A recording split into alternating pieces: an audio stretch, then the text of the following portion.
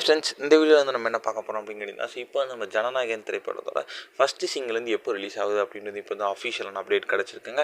So இந்த ஒரு விஷயம் தான் ரசிகர் மத்தியில் ரொம்ப ட்ரெண்டிங்காக போயிட்டுருக்கு. ஸோ அதை பற்றி அந்த வீடியோ நம்ம டீட்டெயிலாக பேச போகிறோம்.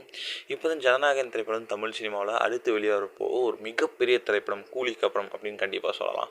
ஸோ நம்ம எச்சினோத்துறை இயக்கத்தில் நம்ம தளபதி விஜயோட நடிப்பில் அரசியல் கதைக்களத்தில் உருவாகியிருக்க இந்த திரைப்படம் தான் ஜனநாயகன். ஸோ இந்த திரைப்படம் வந்து நம்ம தளபதி விஜயோட கடைசி திரைப்படம் அப்படின்னு சொல்லலாம். ஸோ அதுக்கப்புறம் வந்து அவர் வந்து முழுக்க வந்து 2026 அஃபீஷியலாக ஒரு பொலிட்டீஷியனாக மாறுறாரு அப்படின்னு சொல்லலாம். ஸோ அதுக்கப்புறம் அவர் வாழ்க்கை ஃபுல்லாக வந்து ஒரு பொலிட்டீஷியனாகவே இருப்பார் அப்படின்ட்டு சொல்லியிருக்காங்க.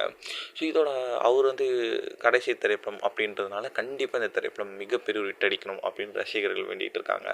இதில் இப்போ வந்து தமிழக வெற்றி கழகத்தோட செய்திகள்லாம் நிறைய வெளியாகிட்டு இருக்க நிலையில் இப்போ வந்து ஜனநாயகன் திரைப்படத்துலேருந்து ஒரு முக்கியமான செய்தி வெளியாக இருக்குங்க. அதாவது ஜனநாயகன் திரைப்படத்தோட ஃபஸ்ட்டு சிங்கிளும் வருகிற தீபாவளிக்கு வந்து ரிலீஸ் ஆகுது அப்படின்ட்டு சொல்லியிருக்காங்க. ஸோ அதேமாரி வந்து அந்த ஒரு பாட்டோட பேர் வந்து தளபதி கச்சேரி அப்படின்ட்டு சொல்லியிருக்காங்க.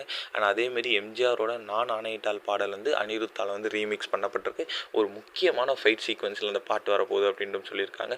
இந்த ஒரு விஷயம் தளபதி ஃபேன்ஸ் மத்தியில் செம்ம ட்ரெண்டிங்காக போயிட்டுருக்கு.